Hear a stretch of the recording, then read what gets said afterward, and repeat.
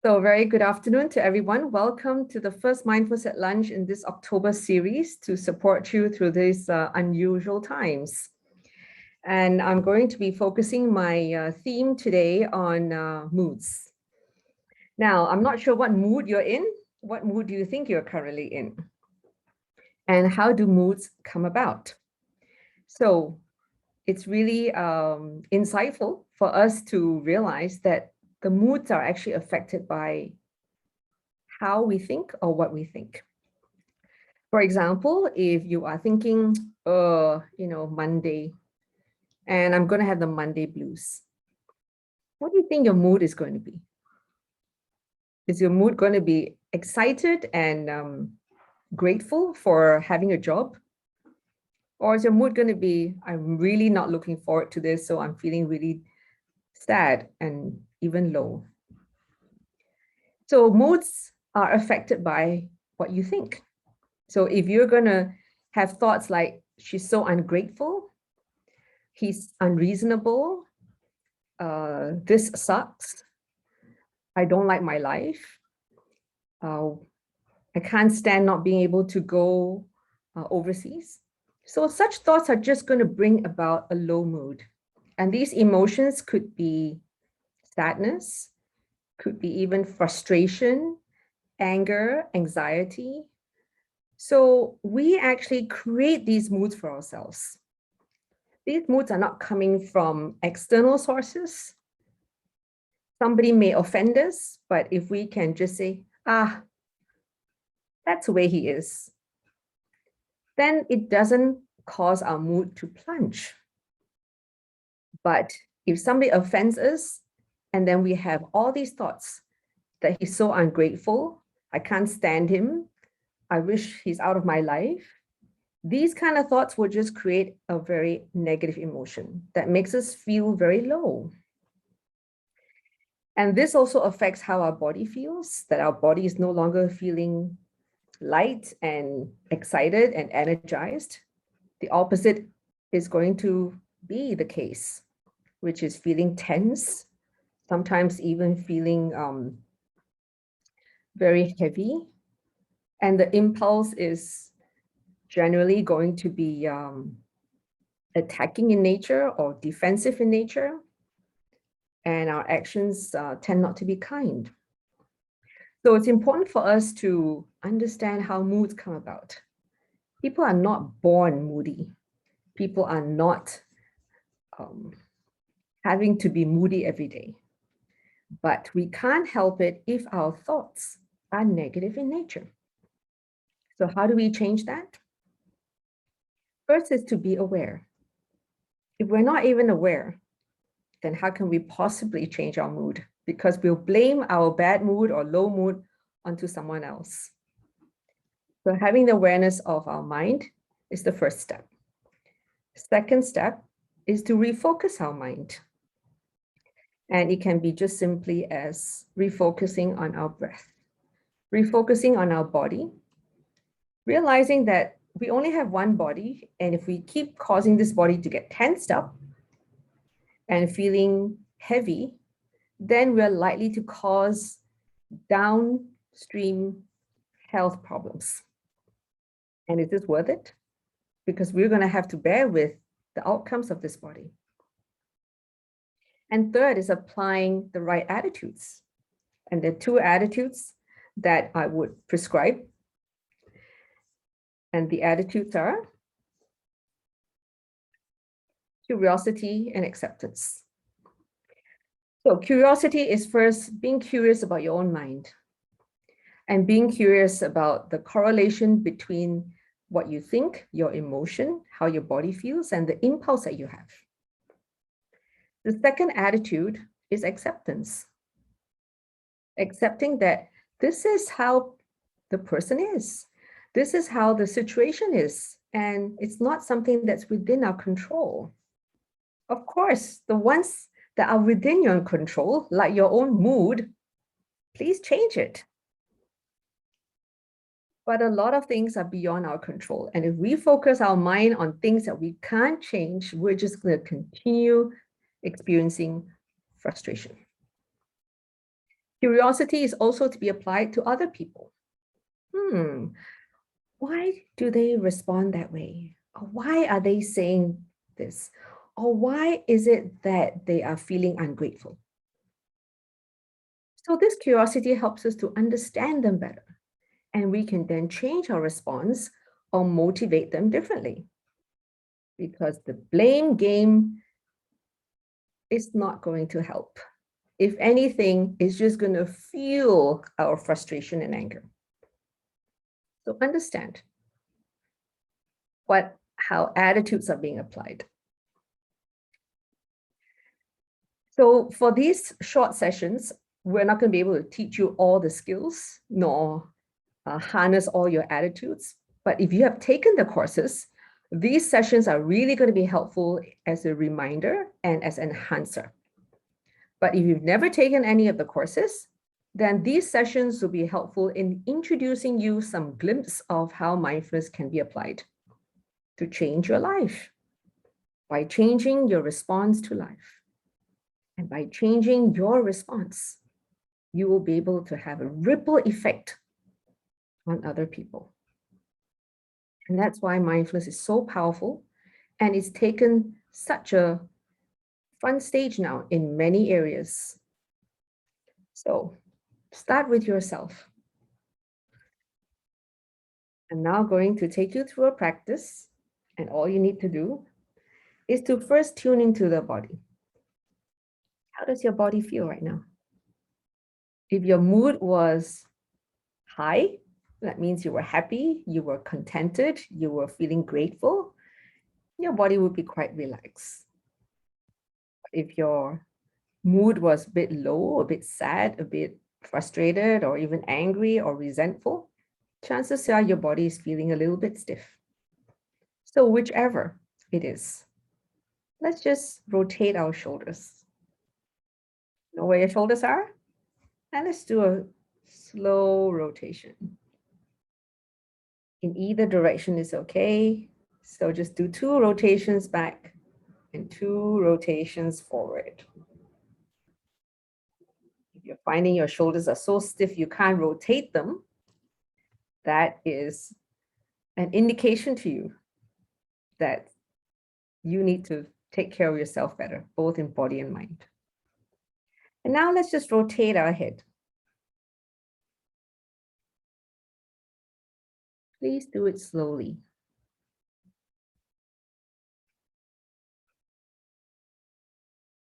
Change direction.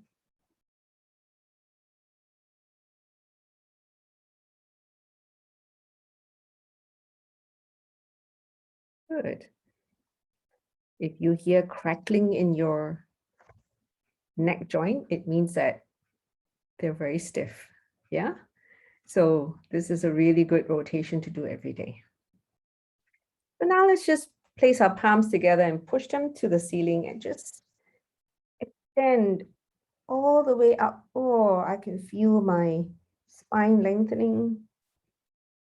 I could even hear one click as the decompressioning of the vertebrae is happening. And I can feel my lower back being stretched.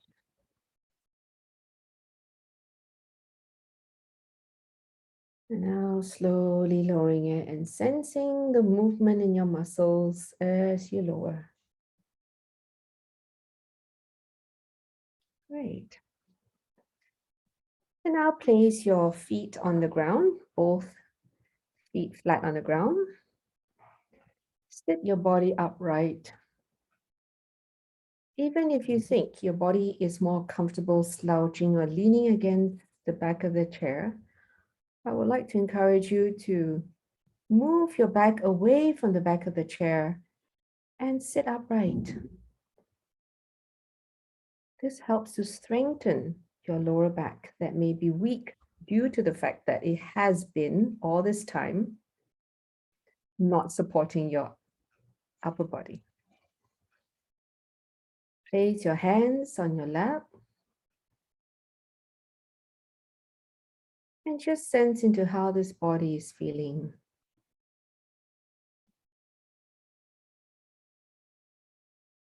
any tightness, tension,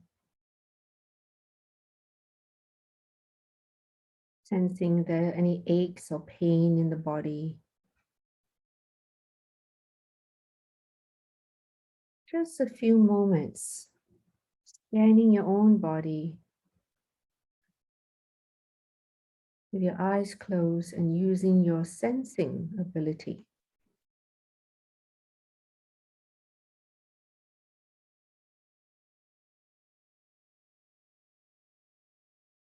And now just scanning your environment with your ears, using your hearing senses to notice all the different sounds around you and be accepting of these sounds without any judgments. For me, I have a clock ticking sound, the air conditioning sound,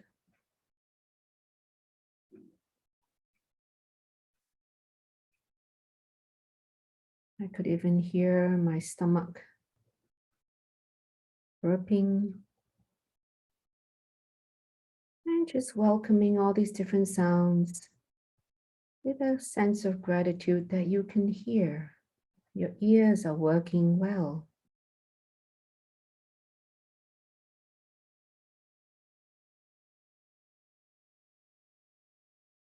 And now just tune into your thoughts,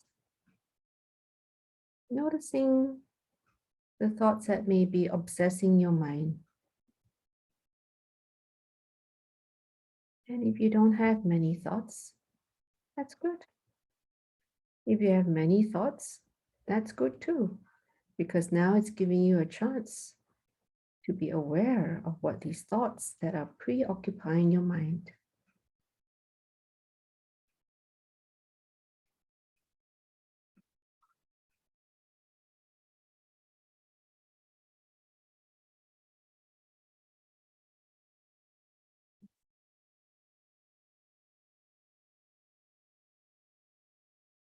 And now take 3 beautiful deep breaths.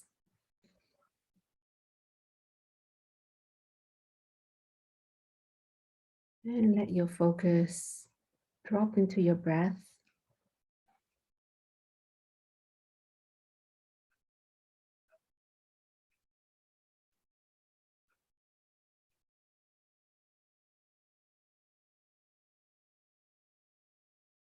After the 3 breaths, just sense where you feel your breath most in the body. Is it your chest, your abdomen, your nostrils? And just let your mind rest where your breath is.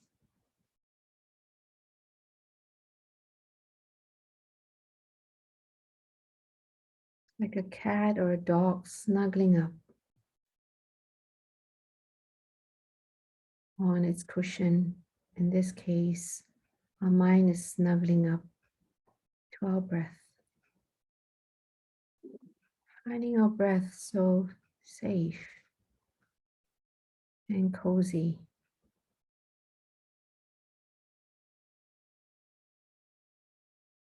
And with a sense of gratitude that we are alive because we have the breath.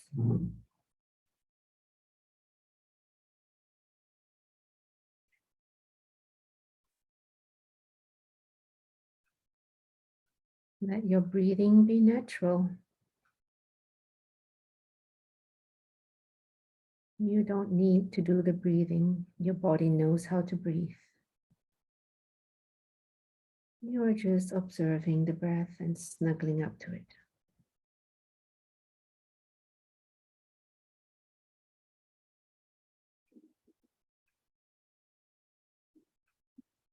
If your mind darts away to a sound or to a thought, it's okay, it's normal. You now have a choice to come back to to your breath and snuggle up with your breath.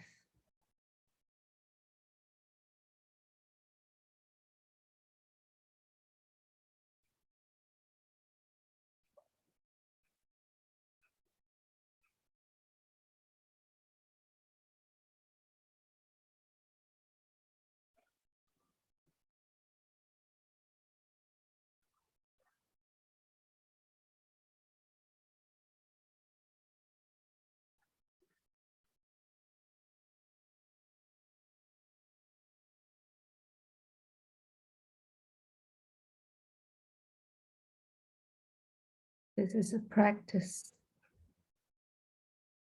Practice means it's not going to be perfect. Whenever you do a practice of playing a piano or even cycling or baking, you will always have imperfections, and that's okay. That's part of learning and becoming better each time with practice.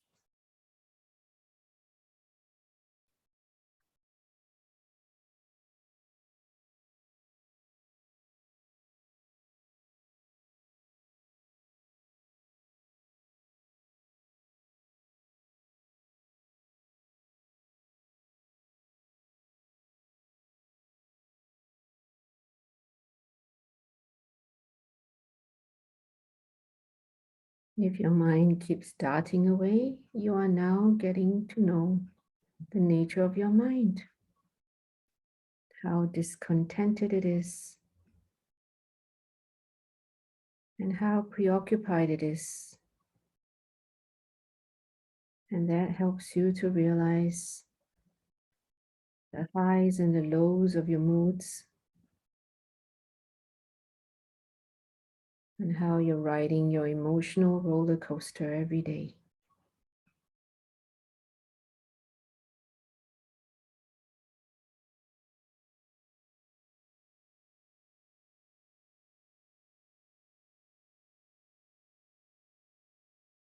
Now, as I pose this question to you, observe what your mind throws up at you.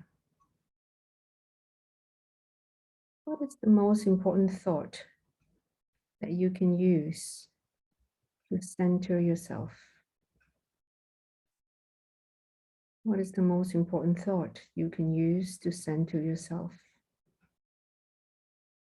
Meaning to let go of the low moods, transforming the low moods into being present and being more contented.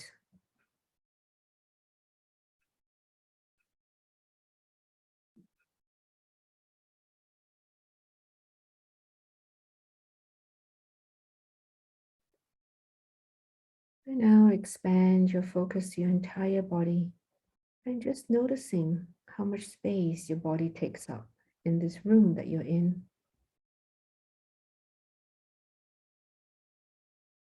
And the length of your body from head down your torso into your legs and your feet and your toes. And being aware of your shoulders, the width of your body, spanning down your arms into your fingers.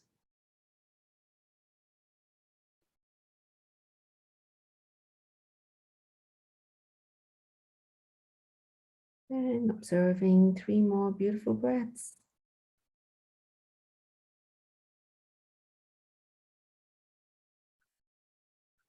And reminding yourself of that thought that your mind suggested to you to use.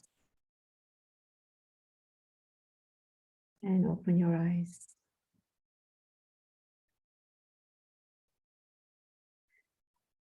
Okay. So how do you feel now after that practice? And what thought came up in your mind that your mind suggested to you? So please type it into the chat. Peace. Okay.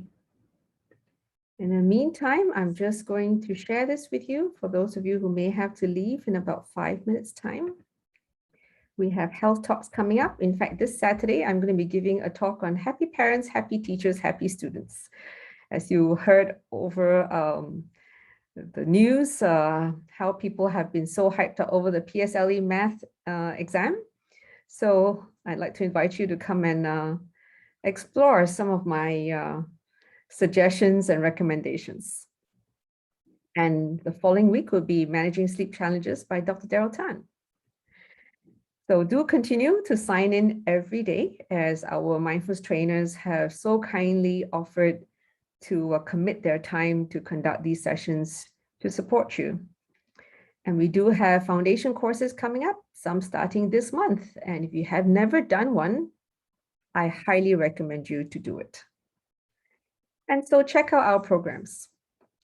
If you're feeling distressed, please reach out to us. Don't suffer in silence. Please call us. It's confidential, and you can also request for counseling and art therapy sessions. And lastly, check out our Facebook page and like the page so that you can be updated.